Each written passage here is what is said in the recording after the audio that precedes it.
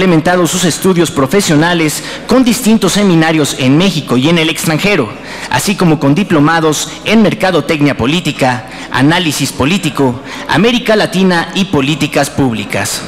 Cursó el máster en Democracia y Parlamento impartido por la Universidad Nacional Autónoma de México y la Universidad de Salamanca. Recientemente, el programa de Seguridad Nacional e Internacional en la Universidad de Harvard. A los 28 años fue electa diputada federal de la 59ª legislatura y presidió la Comisión de Relaciones Exteriores. En el año 2006 llegó al Senado de la República y durante la 60ª legislatura fue subcoordinadora de Política Exterior en el grupo parlamentario del PAN. Mientras que en la 61 legislatura asumió la presidencia de la Comisión de Relaciones Exteriores América del Norte. Fue diputada federal en la 62ª legislatura y presidió la Comisión Bicameral de Seguridad Nacional, así como también fue presidenta del Grupo de Amistad México-Estados Unidos y vicepresidenta de la Comisión Parlamentaria Mixta México-Unión Europea. Fue convocada al programa de liderazgo de Georgetown en el 2005, mientras que en el año de 2006 fue seleccionada como participante en América Latina para el programa de visita de la primer ministra de Nueva Zelanda y fue convocada en la visita oficial a la República Popular China como la presidenta de la Comisión de Relaciones Exteriores. Es articulista semanal en el diario Milenio del Estado de México y fue consejera editorial del suplemento Enfoque del diario Reforma, autora de diversas publicaciones sobre temas de actualidad y asuntos internacionales. Señoras y señores, para dar inicio con esta exposición, yo cedo el uso de la palabra al licenciado Anwar Daher Granja, quien es director general del Centro de Capacitación y Formación Permanente del Senado de la República. Ahora sí me sorprendieron. Solamente aprovecho para dar las gracias. Iniciamos esta aventura en el Senado, esta aventura profesional, Adriana y su servidor, casi al mismo tiempo. Estoy convencido de que la experiencia tan amplia como escucharon como legisladora, le está sumando y le seguirá sumando a un centro muy importante para el Senado, un centro que impulsa todas las estrategias, información que los senadores necesitan para llevar a cabo sus labores en la política internacional, y de la mano de la maestra Adriana estamos seguros que llegará a otros niveles. Felicidades, amiga, de antemano. Escuchen con mucha atención, la política internacional es sustancial para el país y en este Senado está en buenas manos. Bienvenida. Muchas gracias Anwar, y muchas gracias a la mesa directiva por atinadamente haber convocado al Centro de Estudios Internacionales Gilberto Bosques para poder conversar con ustedes y darles un poco de información sobre lo que hacemos nosotros en el Centro de Estudios Internacionales del Senado. Estoy convencida que de alguna manera estos esfuerzos ayudarán a coordinar mucho mejor los trabajos legislativos y sobre todo los trabajos que tengamos que realizar en conjunto como nación. Debo decir que el Poder Legislativo en estos momentos, en esta madurez que tiene no solamente la democracia, sino también el Estado-Nación, es una institución muy importante dentro del Estado moderno, en este esquema de pesos y contrapesos que ustedes han estudiado durante estos días, pues hace que el Poder Legislativo sea un elemento sustancial del Estado-Nación y, por supuesto, de un jugador importante en las relaciones internacionales. Siguiente. Yo quiero señalar un elemento que anteriormente no existía y que es finalmente esta reforma constitucional del año 2014, por el cual se permite a partir del año 2018 la reelección legislativa. En cada uno de sus estados seguramente tendrán algunas reformas particulares, pero finalmente a nivel federal, a partir de la reforma del artículo 59 de la Constitución, se establece que los senadores podrán reelegirse hasta por 2 periodos consecutivos y los diputados hasta por 4 periodos consecutivos, lo que quiere decir que cada uno podrá reelegirse en cada una de las cámaras hasta por 12 años.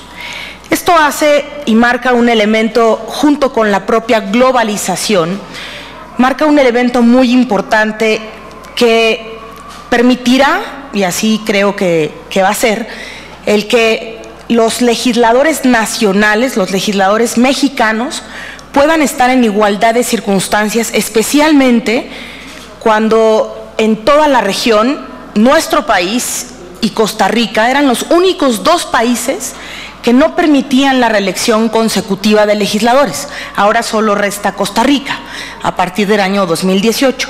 Pero créanme que es muy difícil poder tener un liderazgo a partir de nuestros legisladores sin esta posibilidad de reelegirse. Estamos viendo, por ejemplo, que hay muchos legisladores de América del Sur que ocupan posiciones en los foros parlamentarios internacionales porque tienen esa posibilidad de crear carreras políticas internacionales en los ámbitos legislativos, en los foros legislativos, porque tienen esta posibilidad de ver a más largo plazo. Es decir, lo que ahora tenemos y tendríamos es la posibilidad de que los legisladores mexicanos puedan hacer esta carrera política de largo plazo en el escenario internacional. Y esto nos pone en igualdad de circunstancias, especialmente en la región de América Latina. La reelección ayuda también a que esta experiencia y la profesionalización que se adquiere pueda generar esta carrera parlamentaria. Y la carrera parlamentaria, por supuesto, requiere de una asistencia técnica, de una asesoría, de un acompañamiento mucho más profundo.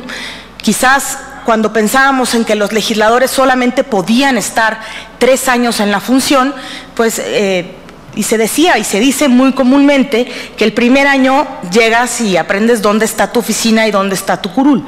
El segundo año ya le agarraste un poco la onda y el tercero ya te fuiste y estás pensando en el siguiente espacio. Eso es lo que comúnmente se escucha en los corrillos parlamentarios. Y esto del cambio en la reelección, con la reelección legislativa, permitirá que los legisladores puedan mirar mucho más a largo plazo y creo que sobre todo especializarse en los temas de mayor interés.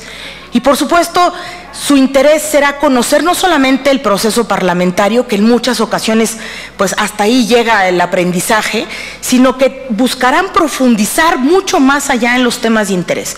Y por eso creo que ahí es donde se enmarca sobre todo la necesidad de crear centros de estudio particulares de temas especiales que definan en cada uno de sus congresos. Me parece que sería muy relevante el que los legisladores que hacen carrera parlamentaria puedan hacerse de la mejor asesoría objetiva, clara, sustancial, de fuentes que realmente puedan estarlos ayudando en la generación de leyes y en el diseño de las políticas públicas que acompañen a los poderes ejecutivos. Siguiente. En el caso del Senado de la República, en el artículo 49 de nuestra Ley Orgánica del Congreso de los Estados Unidos Mexicanos, establece la existencia de los centros de estudio para auxiliar de manera técnica a los legisladores. Siguiente. En el caso del Senado tenemos, como ustedes saben, a diferencia de la Cámara de Diputados, facultades exclusivas. Cuando hablamos de la Cámara de Diputados, se habla de la facultad exclusiva de la elaboración del presupuesto. En el caso del Poder Legislativo en la Cámara de Senadores, la atribución exclusiva versa sobre todo en los temas de política exterior y particularmente en la facultad de analizar la política exterior desarrollada por el Ejecutivo Federal, aprobar los tratados internacionales y convenciones diplomáticas, así como la decisión de terminar, denunciar, suspender, modificar, enmendar, retirar reservas y formular declaraciones interpretativas sobre los mismos.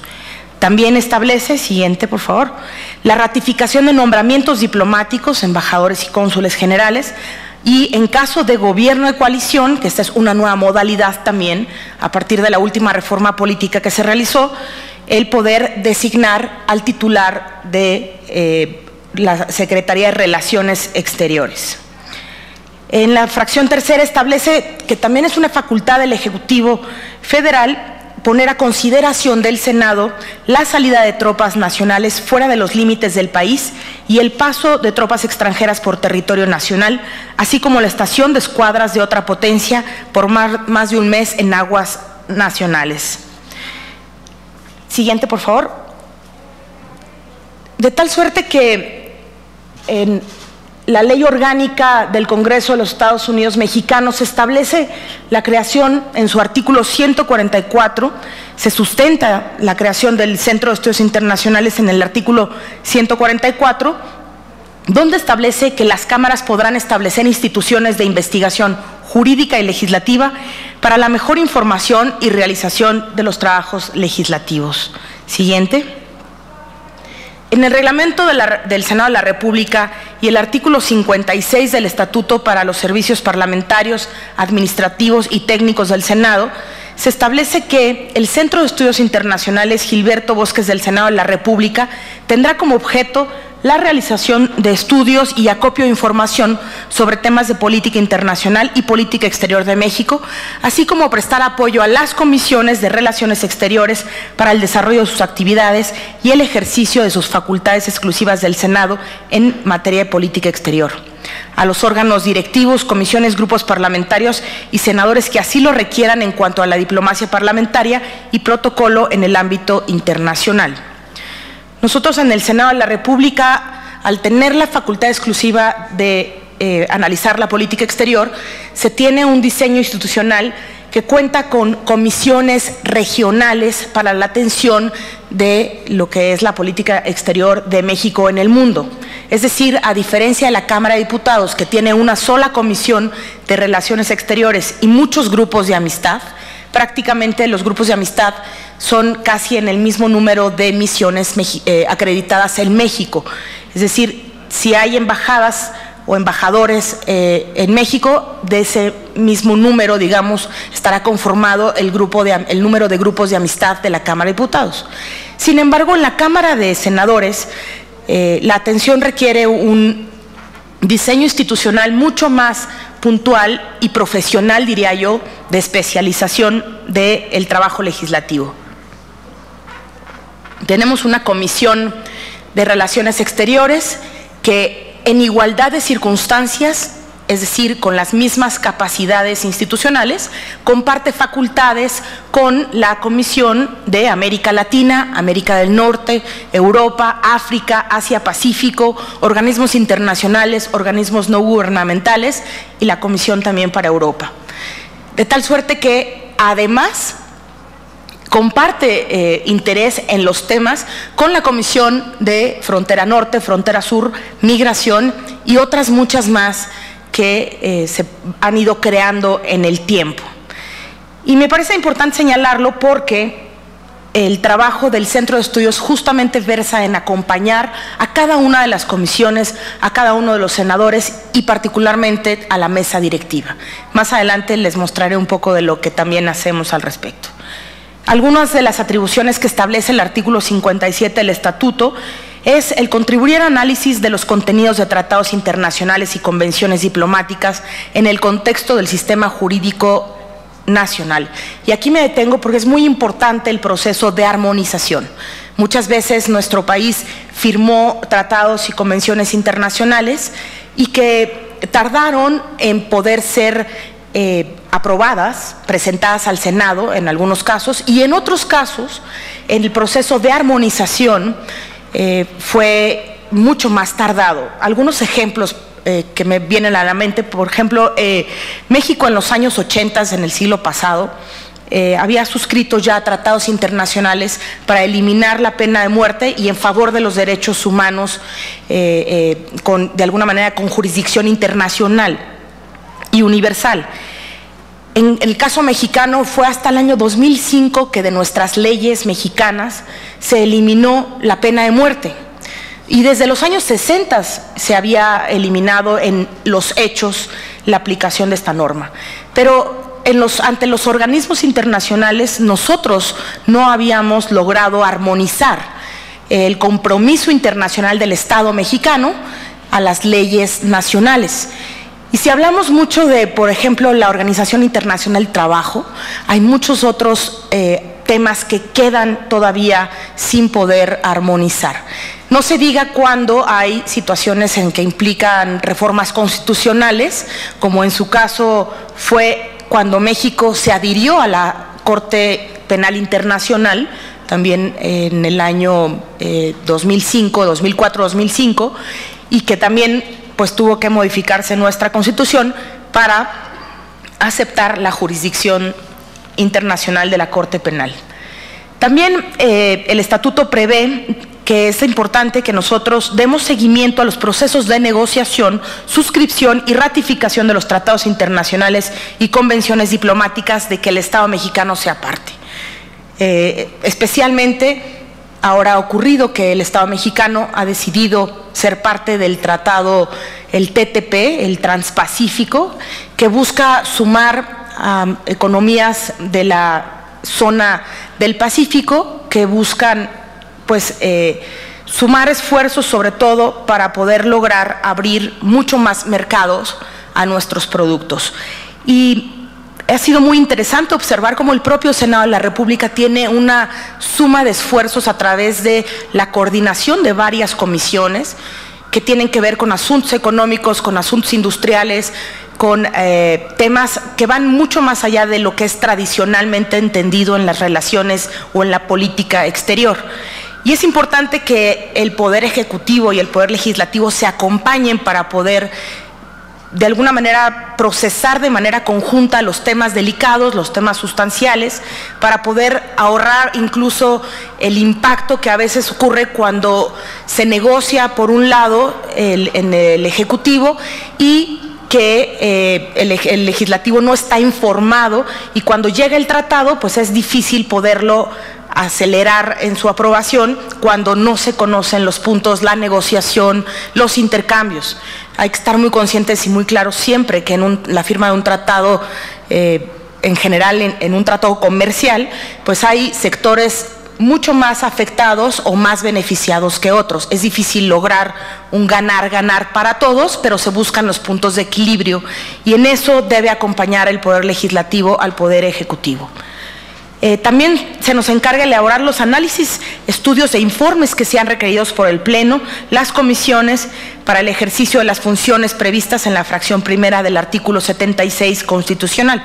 Nosotros estaremos trabajando muy intensamente muy pronto en los temas relativos al cuarto informe de gobierno, que se llama, y lo conocen ustedes, la glosa del informe, especialmente en materia de política exterior. También elaboramos estudios, análisis, investigaciones e informes que sean requeridos por el Pleno, las comisiones, los senadores, sobre la conducción y la agenda de política exterior del Ejecutivo Federal, los nombramientos del personal diplomático y consular, así como en materia de protocolo y diplomacia parlamentaria. Me voy a adelantar un poco. Si ustedes siguen nuestras redes sociales, en Twitter, por ejemplo, @CGBSenado, encontrarán estos documentos muy particularmente referidos a este artículo inciso D, artículo 57, inciso D, en donde analizamos, por ejemplo, de manera mensual, qué ha hecho el Ejecutivo Federal en la materia de política exterior. Hay un observatorio de política exterior que reporta cada uno de los pasos que el Ejecutivo ha venido desarrollando durante el último mes. Así como cuando ocurre la presentación de nombramientos diplomáticos o consulares, de embajadores o cónsules generales al Senado de la República, nosotros reportamos el perfil, el plan de trabajo y todo lo que aquí se presenta para poner a consideración de esta soberanía la ratificación de los mismos. Por supuesto, somos una ventana de los asuntos internacionales, tanto en México como fuera del país, de lo que hacen los senadores en asuntos internacionales. También atendemos y apoyamos a las comisiones del Senado en el cumplimiento de sus actividades parlamentarias y trabajo legislativo en lo relacionado con temas y asuntos de carácter internacional. Asesoramos a las comisiones del Senado cuando requieren información para el mejor desempeño de sus funciones legislativas y del control en materia de política exterior. Apoyamos y asesoramos a los órganos de gobierno, comisiones, dependencias y unidades del Senado en materia de protocolo y diplomacia legislativa. Debo señalar que nosotros tenemos a nuestro cargo dentro del Centro de Estudios Internacionales el área de protocolo internacional, que para nosotros es un elemento fundamental. Cuando viene de visita de Estado a México un presidente de un país, como recientemente lo hizo el presidente Mattarella, el presidente de la República Italiana, suele haber estas sesiones solemnes que se realizan en honor a nuestro visitante distinguido. Lamentablemente la agenda del presidente cambió y no pudimos recibirlo ya en el Senado de la República, pero estábamos listos para poder recibir su mensaje desde esta soberanía. También proponemos a la mesa la celebración de convenios de colaboración con organismos públicos y privados, instituciones de educación superior nacionales o en el extranjero en materia de política exterior y relaciones internacionales. Participamos en actividades académicas, así como en programas y acciones de formación, actualización y especialización para los miembros del Servicio Civil de Carrera del Senado. Adelante. Permítanme mostrarles un poco de cómo llegamos a ser Centro de Estudios Internacionales. Yo diría, a partir de que con el contexto nuevo de una globalización acelerada y más intensa, iniciada, digamos, a finales del siglo pasado y acelerada por la revolución tecnológica en las comunicaciones, podría decirse que el Estado Nacional ha perdido por sí el privilegio de ser el único actor en las relaciones internacionales. Hoy en día hay tantos actores como prácticamente un teléfono celular en el mundo. Una persona puede ser un actor, un activista con un smartphone desde cualquier lugar del mundo. No se diga los poderes legislativos nacionales o los poderes legislativos subnacionales. De tal suerte que en la década de 1990 se creó en el Senado de la República la Dirección General de Relaciones Interparlamentarias.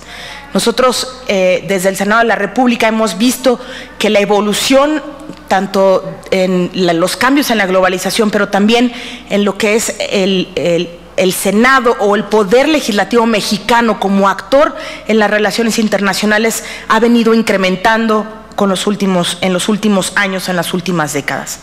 Después se hizo la Coordinación General de Asuntos Internacionales en 1998. En 2001 se hizo la Coordinación General de Asuntos Internacionales y Relaciones Parlamentarias, y en diciembre del 2011 se crea el Centro de Estudios Internacionales Gilberto Bosques. El Centro de Estudios Internacionales Gilberto Bosques fue producto de varias iniciativas que se presentaron y todas coincidían en la necesidad de crear un piso de conocimiento homogéneo entre los integrantes del Senado de la República que permitieran partir de un mismo conocimiento objetivo, claro, compartido entre los legisladores y pudieran pues encontrarse las mejores posiciones y buscar de mejor manera el interés nacional. De esta manera se crea el Centro de Estudios Internacionales. Debo reconocer que el primero que presenta una iniciativa de este tema fue el senador en su momento, Jesús Ortega, y después hubo muchos otros legisladores que presentaron iniciativas similares y finalmente se concluyó que la iniciativa para crear el Centro de Estudios Internacionales llevara también el nombre de un mexicano universal, de don Gilberto Bosques, de quien les hablaré un poco al final de la presentación. Siguiente, por favor. Quiero presentarles que aquí en el Senado de la República, desde el Centro de Estudios Internacionales, se crean diversos documentos que, bajo el principio de máxima publicidad y de transparencia, hoy los pueden encontrar en nuestra página de internet o seguirnos en el Twitter, y ahí constantemente encontrarán notas que van desde las elecciones en algún país, recientemente en Australia, España, o por ejemplo las implicaciones del Brexit, no solamente para los propios británicos, sino para el mundo en general y para México. O por ejemplo, hace unos momentos salió un análisis sobre el Consejo de Seguridad que se acaba de renovar y que tiene nuevos integrantes, por supuesto nueva agenda. También recientemente, hace un par de horas, hablamos de la renovación de las relaciones diplomáticas entre Turquía e Israel, por ejemplo. Pero también hay otros temas quizás que tocan mucho más la realidad mexicana cuando tienen que ver con informes, por ejemplo, que hace la Comisión Interamericana o que hacen algunas otras instituciones u organismos internacionales. Algunos y muchos de ellos tienen que ver también con asuntos de derechos humanos y de migración, que son temas que finalmente creo que tocan a todos los nacionales y a todo nuestro interés nacional. El área de análisis e investigación tiene muchos otros documentos, pero señalo estos como, digamos, los más relevantes. Notas de coyuntura que buscan informarle a los legisladores sobre los temas que vienen en prospectiva. Notas informativas que muchas veces tienen que ver con reuniones que son, por ejemplo, en el marco de las cumbres de la Alianza del Pacífico o de la cumbre de América del Norte, de los líderes de América del Norte. Reportamos qué se concluyó en esas reuniones y qué implicaciones tiene para nuestro país. Documentos de análisis mucho más profundos, por ejemplo, cuando los países se presentan en la Asamblea General de Naciones Unidas y los presidentes en el mes regularmente de septiembre presentan sus prioridades de política exterior. Eso a nosotros nos ayuda para poder ver hacia dónde se orienta el interés de cada uno de los países y qué podemos esperar que ocurra en los próximos meses y en los próximos años. El Observatorio de Política Exterior, que es un documento, a mí me parece de lo más relevante e interesante que hacemos nosotros.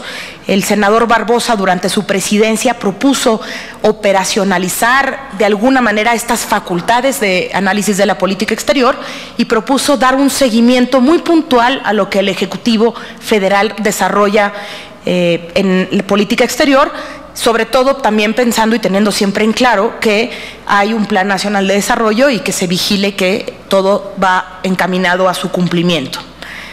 Hacemos un resumen informativo internacional, que este resumen ayuda a los senadores, sobre todo, a tener una perspectiva de lo que está ocurriendo en el mundo.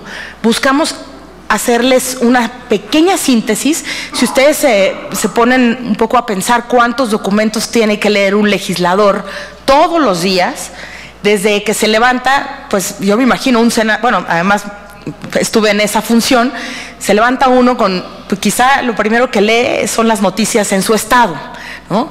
Si salió, no salió y cómo salió, qué dijeron, qué no dijeron, cuál es la agenda, qué está ocurriendo, y después seguramente revisará la agenda nacional. En el Inter llegarán muchos documentos, el orden del día de las sesiones, la Gaceta, publicaciones especializadas, y a lo mejor no es una de sus primeras necesidades conocer qué ocurre en el escenario internacional. Y por eso nosotros buscamos facilitarle ese trabajo. Incluso todos estos documentos están hechos para que puedan entender un momento, una coyuntura, una situación particular en el mundo con información previa y posterior en prospectiva. Es decir, si leen los senadores nuestras notas, podrán tener mucha claridad sobre qué está ocurriendo, por qué ocurrió y cómo nos puede afectar. De tal suerte que somos quienes acompañamos a los legisladores para facilitar el que puedan tener esa información de fuentes objetivas, de fuentes confiables, y que conozcan con mucha claridad, especialmente los que atienden cada una de las regiones, lo que está ocurriendo en esas zonas de su interés. El siguiente, por favor. Un área muy importante que seguramente ustedes han escuchado hablar en los congresos locales también, no se diga a nivel federal, es la diplomacia parlamentaria. La diplomacia parlamentaria es complementaria a la diplomacia tradicional. No creo que nuestra diplomacia parlamentaria deje de compartir el interés nacional que genera el Ejecutivo Federal y que pone a consideración en su Plan Nacional de Desarrollo. Yo creo que la política exterior, si no refleja el interés nacional de un país, no podría llamarse política exterior, sería otra cosa.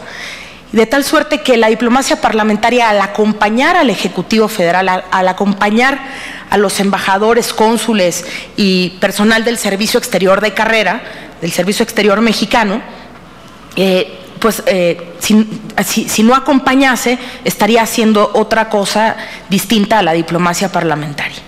Y lo hace a través de foros y organismos internacionales, reuniones interparlamentarias.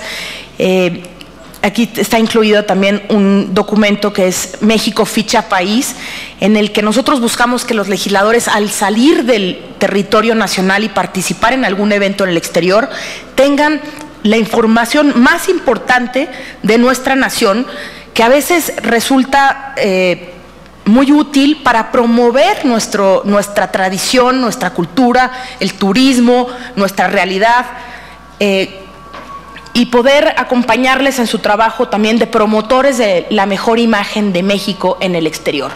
Esta ficha país es una especie de, digamos, glosario de datos duros sobre nuestro país, que tienen que ver con comercio, que tienen que ver con logros de nuestro país, sobre todo con indicadores que nos permitan reflejar una realidad nacional en el exterior.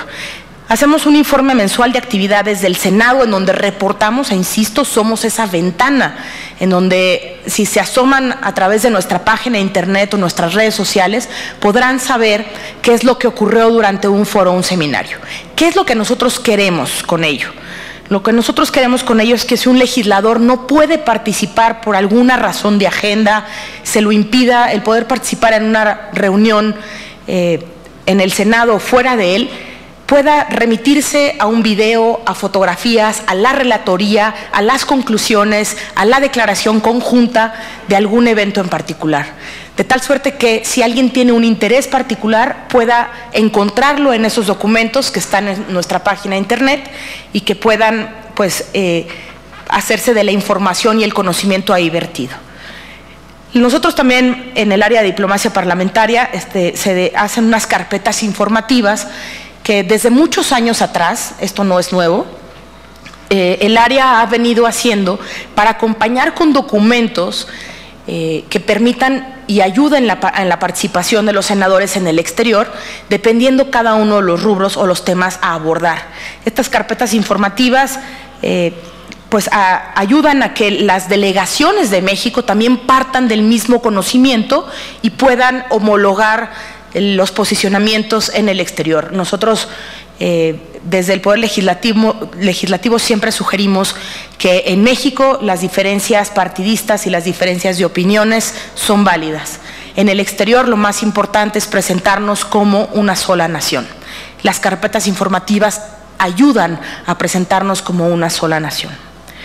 Y bueno, las relatorías, que como les comentaba es una manera de poder hacer llegar la información a los legisladores que por alguna razón no pudieron presenciar el evento, no pudieron seguir la señal del Congreso o no pudieron estar o enviar a alguien de su equipo.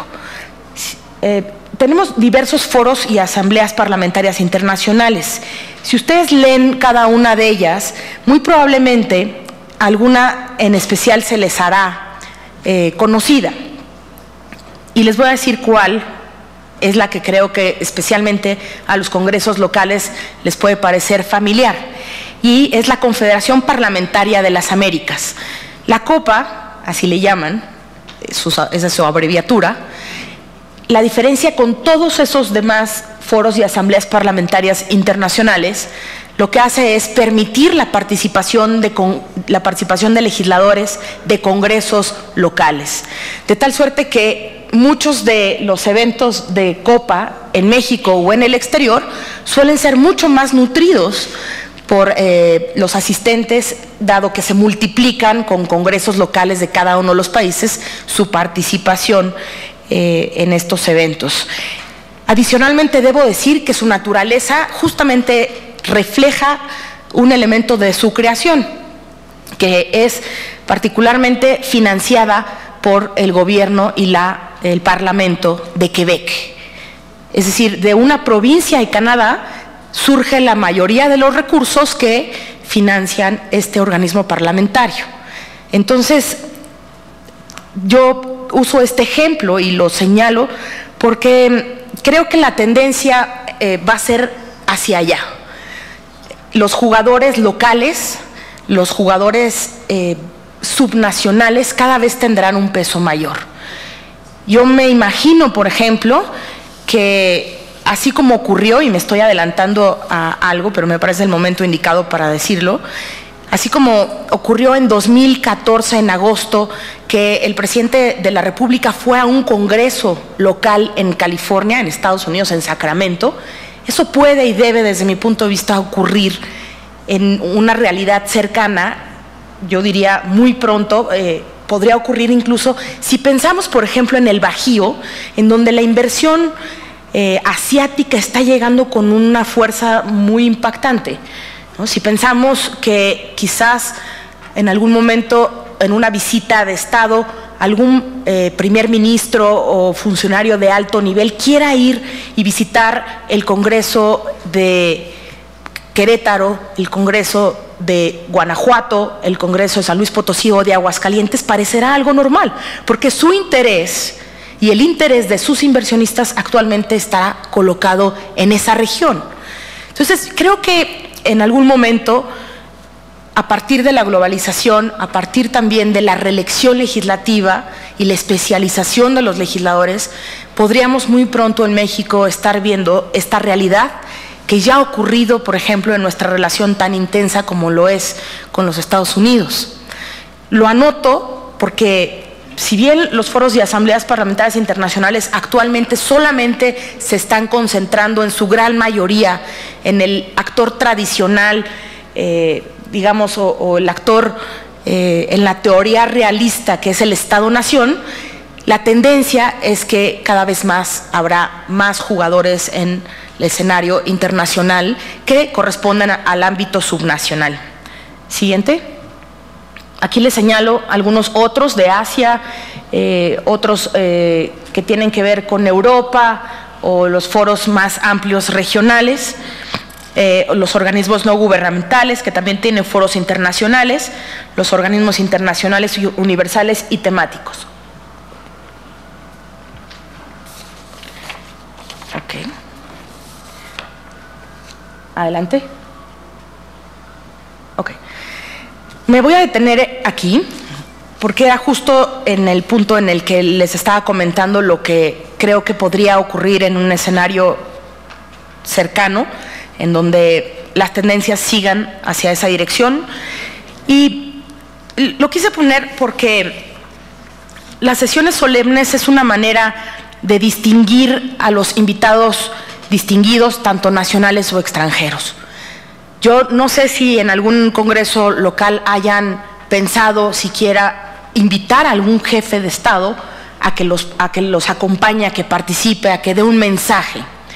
Pero me parece, insisto, que no sería difícil pensar que en Puebla, en donde está Audi o donde está la Volkswagen, pudieran estar pensando en hacer algo similar. Eso no quiere decir, desde mi punto de vista, que no pueda hacerse en algún futuro en las dos instancias, tanto en lo federal como en lo subnacional. Creo que nos podría distinguir mucho a nuestro país en una madurez política el que las entidades subnacionales también pudieran tener una mucho mayor fuerza, no solamente en la firma de acuerdos interinstitucionales o pues gestiones que se hacen muy constantemente en el exterior para atraer inversión, sino también poder utilizar los mecanismos de la diplomacia tradicional para corresponder a las autoridades nacionales de otros países en cuanto haya el reflejo de un interés propio de digamos, el Congreso local o la entidad federativa, y por supuesto, sin duda alguna, ahí estará también el interés nacional reflejado.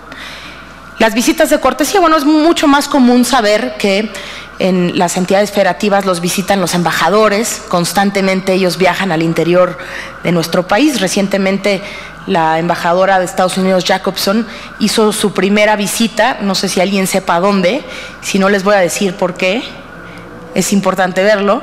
Bueno, ella en su agenda ha mencionado que el tema de género es una de sus prioridades. Y visitó justamente el único estado de la República, el primer estado de la República que visitó fue en donde hay una mujer gobernadora, que es Sonora.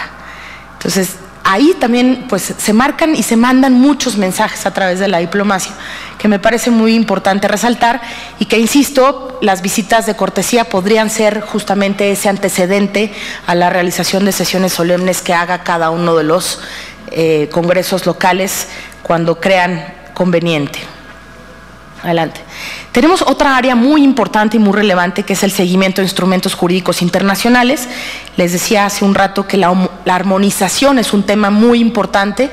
Nosotros no queremos solamente que nuestro país se quede en compromisos a nivel internacional, sino que también pueda aplicarlos y pueda reflejarlos en nuestra ley, en nuestra Constitución y en nuestras leyes federales. Siguiente. Aquí quisiera volver a retomar la oportunidad que tiene el Poder Legislativo en este nuevo contexto.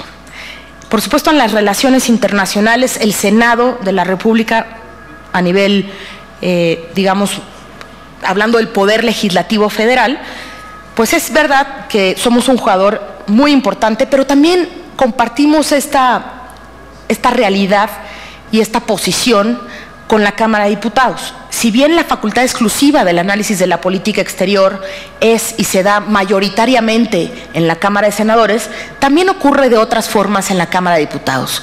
También ellos analizan, por ejemplo, la glosa del informe en el área de política exterior, de la misma manera que analizan la política interna o la política económica. También ellos aprueban leyes de manera compartida con el poder bicameral, el poder legislativo bicameral que tenemos en nuestro sistema, y también a través de puntos de acuerdo opinan al respecto, sugieren, exhortan al Ejecutivo Federal en los temas de política exterior. Yo diría que la diplomacia parlamentaria compartida que hay entre la Cámara de Diputados y la Cámara de Senadores podría tener una mucho mayor coordinación para ser todavía mucho más eficaz. Sin embargo, el reto será también buscar en un futuro que la diplomacia parlamentaria con los congresos, con los congresos subnacionales, con los congresos locales, pueda también armonizarse y realizarse de manera conjunta. Y creo que la oportunidad para el Poder Legislativo a nivel subnacional, pues es sobre todo el poderse volver actores en las relaciones internacionales. En los temas, por ejemplo, hoy migratorios, es muy común ver cómo los exhortos, los puntos de acuerdo o iniciativas de reforma de ley o nuevas iniciativas también están siendo, sobre todo, cámara de origen, los congresos locales. Cada vez más se mandan exhortos, puntos de acuerdo, iniciativas a el Congreso Federal para atender algún tema que está vinculado a los asuntos internacionales. Yo creo que si revisamos los pronunciamientos, por ejemplo, sobre el candidato republicano a la presidencia de Estados Unidos, en todos los congresos locales estoy convencida que fue abordado y fue pues tocado por algún legislador en algún momento en todo el país. Estoy convencida de ello. Debo decir también que donde se refleja cada vez más la acción de un congreso local en asuntos internacionales, desde mi punto de vista, son los congresos locales fronterizos. Ellos verdaderamente interactúan de una manera constante y permanente con los congresos locales y autoridades del otro lado de la frontera, llámese la frontera norte o la frontera sur. En ambos casos, la actividad es muy intensa, tienen y sostienen sobre todo reuniones de conferencia de legisladores de la frontera norte, por ejemplo, reuniones anuales, tienen comisiones, trabajan de manera conjunta y no piden al Congreso Federal ninguna otra, ni autorización, ni recomendación. Ellos en su propia dinámica toman su actividad y la desarrollan. Me parece que ese es un ejemplo de cómo los congresos locales, las entidades federativas, cada vez más son actores, sobre todo ante su propia realidad. Esperar a que gestione la federación algún tema en particular quizás sería o se esperaría un poco más difícil, y quizás lo mejor es que los congresos locales y los gobiernos locales tomen acción ante su propia realidad. Por último, y para dar un espacio de preguntas, quisiera hablarles muy rápidamente de quién es Gilberto Bosques Saldívar. Don Gilberto justamente nació el 20 de julio, estamos a unos días del aniversario de su natalicio. Él nació en Chiautla, en Puebla.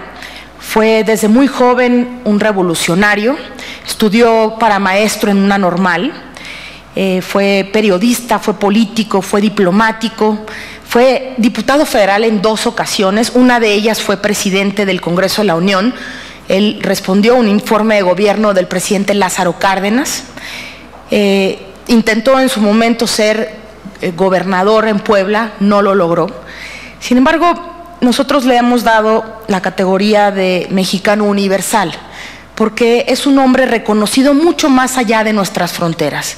Y particularmente es muy conocido por una etapa de su vida que no es la única a destacar, pero quizá la más conocida, es la que durante su paso como cónsul en Marsella, en los tiempos de la Segunda Guerra Mundial, él le dio las visas para poder venir a nuestro país a más de 40,000 perseguidos de los totalitarismos que se vivían en ese momento en la Segunda Guerra Mundial. Es llamado el Schindler mexicano. Obviamente los números de personas que Schindler salvó no se comparan porque fue muy difícil, eran condiciones distintas, pero en el mundo se le reconoce haber podido salvar la vida a más de 40,000 personas, muchos de ellos judíos, muchos de ellos españoles también perseguidos. Normalmente en México se conoce esta etapa de nuestra vida, de nuestra política exterior, y se le reconoce sobre todo al presidente Lázaro Cárdenas esta aportación. Sin embargo, el artífice, quien estuvo en el terreno, quien fue tomado prisionero, quien rentó 2 castillos en Francia para meter a todos aquellos que querían salvar su vida a través de las visas Bosques, quien encerrados en los castillos y recluidos siendo prisioneros de guerra, él mientras enseñaba sobre la cultura de México. Ese mexicano ejemplar, Gilberto Bosques, pues ha sido honrado y es honrado en México a través de su Centro de Estudios Internacionales del Senado de la República, y aportamos de esta manera una forma para difundir su legado y su ejemplo. También él fue embajador de México en Portugal, en Suecia, en Cuba. Desde el Centro de Estudios estaremos buscando conocer mucho más sobre lo que hizo en Portugal. Desde ahí siguió dando visas, desde ahí llegó a un acuerdo con el gobierno de Salazar para poder seguir mandando gente a México. Y en Cuba fue un actor fundamental, no solamente antes, sino después de la revolución. Cuentan sus familiares cómo, por ejemplo, el Che Guevara visitaba la Embajada de México con el embajador Bosques para pedirle consejos sobre la economía y cómo debía llevarse a cabo en un país y desarrollarse la economía. Y Gilberto Bosques, siempre humanista, siempre un orgulloso patriota y orgulloso de su país, ayudó a todos aquellos perseguidos en su momento por unos y por otros. Es decir, nunca hizo un distingo para salvarle la vida a una persona y siempre estuvo ahí, arriesgando incluso la propia para salvar más vidas. Y por eso nosotros estamos muy orgullosos de estar al frente del Centro de Estudios Internacionales Gilberto Bosques, del Senado de la República, y también pues muy contentos de estar aquí. Muchísimas gracias y quedo a sus órdenes para sus preguntas.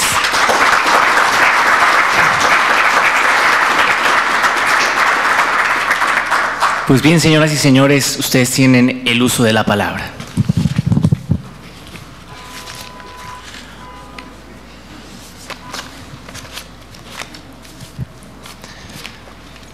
Por favor, adelante, señor.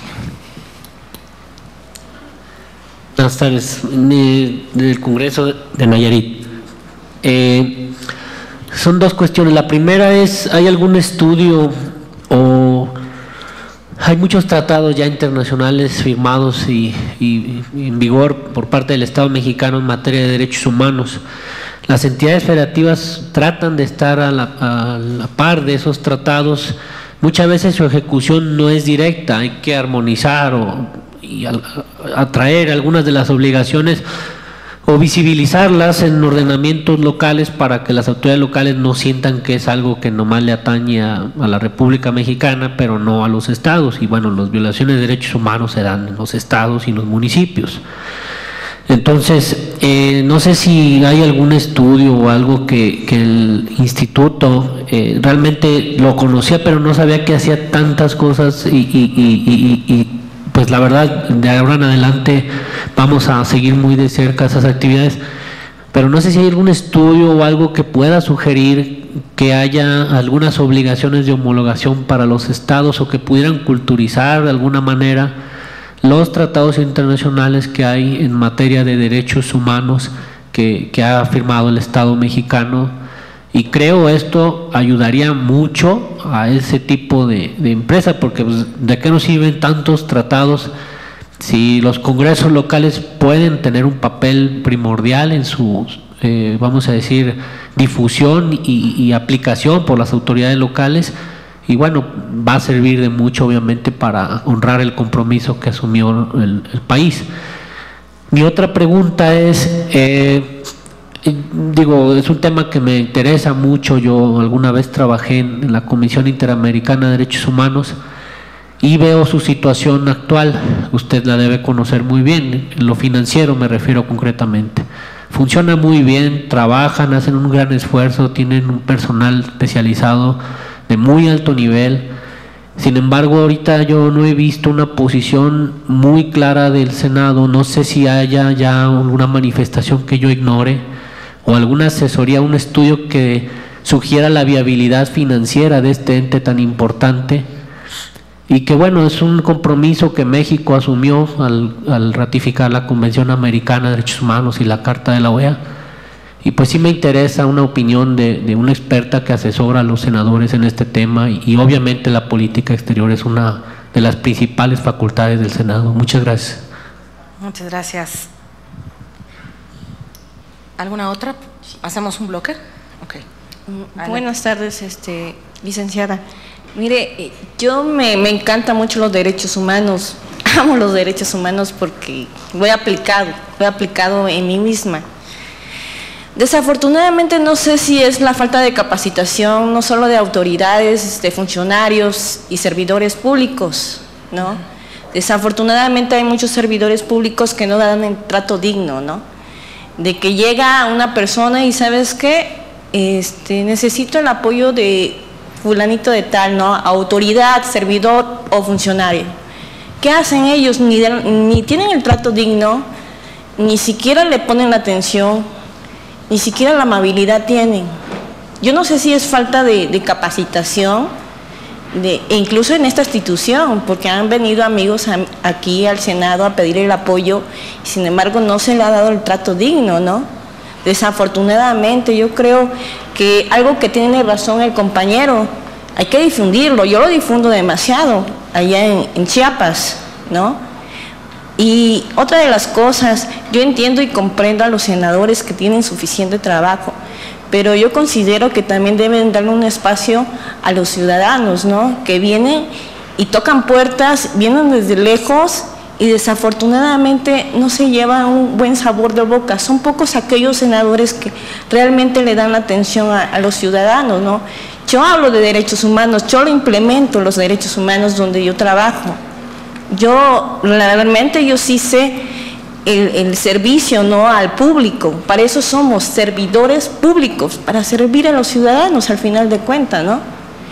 Y le doy un reconocimiento de mi parte que sí tiene todos los conocimientos necesarios, la verdad, mi respeto, ¿no? Pero yo considero que hay que capacitar más a los servidores públicos para que se lleve a cabo esto, ¿no? Si no, no sería de vicio. Al menos yo sé cómo aplicarlo en un documento, ¿no? Porque he sido víctima de eso también. Pero sin embargo, como soy abogada, yo lo he aplicado, ¿no? Gracias a Dios se me ha dado pauta a eso, ¿no? Eso es lo que yo, en mi experiencia, creo que hay que sensibilizar a las personas, ¿no? Porque a veces hay funcionarios que ni saben lo que hacen su gente, su personal, y al final de cuentas quedan mal ellos. ni siquiera la gente que está con ellos, ¿no? A eso voy. Yo creo que hay que estar pendiente muy bien de la gente con la que trabaja. Y disculpen, no son todos, ¿verdad? Pero son algunos, y por uno pagan todos, desafortunadamente. No, eso es todo y muchas gracias. Muchas gracias a todos. Finalizamos con esta pregunta, nuestra sesión de preguntas y respuestas. Perdón, buenas tardes. Mi nombre es Carlos Toyes, de Baja California Sur. Yo quiero solamente tratarle dos temas. El primero, felicitarla, porque salvo la participación de la doctora Piedad, usted es la mujer que ha continuado con la participación, pues excelente, ¿no? Digo, en colaboración con muchos más varones que han pasado. Entonces, mujer que junto con la doctora Piedad se distingue con esas capacidades. Y segundo, bueno, comentarles que en 1983, nosotros en Baja California Sur, particularmente en el municipio de La Paz, tuvimos la visita de la reina Isabel II de Inglaterra.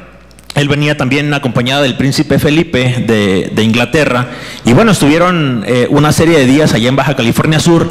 Y bueno, si eso se dio en aquellos años, que evidentemente, bueno, eso es un ejercicio evidente de política exterior o política internacional, bueno, pues por supuesto que con mayores consideraciones, mayores vínculos de comunicación, y bueno, también con un Senado todavía mayormente fortalecido, con mayores capacidades y más profesionalizado, pues seguramente podremos seguir viendo ejercicios de este tipo de políticos, de dirigentes o primeros ministros nacionales o internacionales, vaya, en muchos estados, como usted lo ha mencionado. Solamente eso. Muchas gracias. Bueno, quisiera comentar muy rápidamente, porque además ya se me terminó el tiempo, que, bueno, para nuestro compañero del Congreso en Nayarit, creo que tocó un tema muy importante. Ciertamente la reforma en derechos humanos en 2011 ahora hace y pone a los tratados internacionales y convenciones internacionales en materia de derechos humanos al mismo nivel que la Constitución. Y además, si se aplica el principio pro persona, pues entonces es más obligado que se conozca, sobre todo en todo el país, cuáles son los tratados internacionales en materia de derechos humanos. Ahora, me parece que ese esfuerzo y ese estudio que se necesita o se requiere, yo no conozco uno en particular. De hecho, recuerdo el debate de aquella reforma en el que se decía, bueno, hay algunos tratados internacionales que, sin ser necesariamente tratados en materia de derechos humanos, contienen elementos de derechos humanos, y que cómo los íbamos a diferenciar y cómo los íbamos a aplicar. Yo creo que queda muy claro que bajo el principio pro persona, cualquier norma internacional que le beneficie a un ciudadano la pueda apelar, la pueda buscar y la puedan aplicar. Estoy de acuerdo y creo que es importante que haya ese estudio. Yo ofrezco que el centro haga algo para poder dilucidar con claridad y poderlo consultar con la propia Cancillería cuáles son esos tratados internacionales en materia de derechos humanos aplicables en el artículo 1. Me parece que es bien importante, no ha sido resuelto, incluso podríamos consultar a la Corte para ver cuáles ellos mismos consideran deban ser esos tratados para referir el artículo 1. De hecho, disculpe que me interrumpa, hay jurisprudencias la cual imparten los derechos humanos. No, por supuesto, seguramente habrá muchos, pero no ha habido una sola que diga de todos los tratados firmados de México, estos son los que aplican al artículo 1. En realidad, se quedó, digamos, ese catálogo pendiente de aquella reforma, y me parece muy importante que se pueda estar desarrollando. Por el tema que tiene que ver, y mencionaba muy acertado su preocupación sobre la Comisión Interamericana de Derechos Humanos, durante la última cumbre, literal, la semana pasada, de América del Norte, los presidentes Trudeau, bueno, el primer ministro Trudeau, el presidente Obama, el presidente Peña Nieto, dentro de los compromisos que signaron en la Alianza de América del Norte, viene el compromiso de aportar más recursos y hacer un llamado a los países miembros para aportar más recursos a la Comisión Interamericana de Derechos Humanos. Me parece que esto ayudará muy pronto a resolver la crisis financiera que ha señalado y se ha reseñado en los medios de comunicación. Esto seguramente será y se verá reflejado en un incremento de cuotas de cada uno de los países miembros. Y por otro lado, lo que se comenta sobre los derechos humanos, el trato digno, de nuestra compañera de Chiapas, yo comparto el que debe haber una capacitación muy importante a los servidores públicos, sobre todo sensibilizarlos de lo que es la representación popular y lo que esto implica. Yo entiendo que en general los legisladores en México, tanto locales como federales, tienen desplegada o desdoblada sobre todo su capacidad de atención ciudadana en los estados, no tanto en la Ciudad de México. En la Ciudad de México su agenda sobre todo versa en trabajo de comisiones y trabajo en el Pleno. En las entidades federativas es donde debemos en todo momento tener presencia para poder lograr un acercamiento y un enlace ciudadano para que todos aquellos temas que requieran de conocimiento del legislador puedan ser atendidos. Y sobre lo que dice Carlos de Baja California, lo que ocurrió en 1953 con la visita de la reina a La Paz, 83, es un claro ejemplo de cómo se pueden lograr muchas oportunidades también desde el Poder Legislativo. Yo estoy segura que ahí hay una veta de oportunidad en la que pueden convertirse en actores, en el que pueden salir al escenario internacional y poder seguir pues abonando a la buena imagen de México. Por mi parte es todo, les agradezco mucho nuevamente su asistencia y especialmente a la mesa directiva su invitación. Señoras y señores, fuerte el aplauso para la maestra Adriana González Carrillo, coordinadora general del Centro de Estudios Internacionales Gilberto Bosques del Senado de la República. Y en estos momentos el licenciado Anuar Daher Granja, director general del Centro de Capacitación y Formación Permanente del Senado de la República, acompañado de la doctora Mónica Carrasco Moreno, jefa de la unidad operativa del CECAP, entregan su reconocimiento a la maestra Adriana González Carrillo. Fuerte el aplauso, por favor.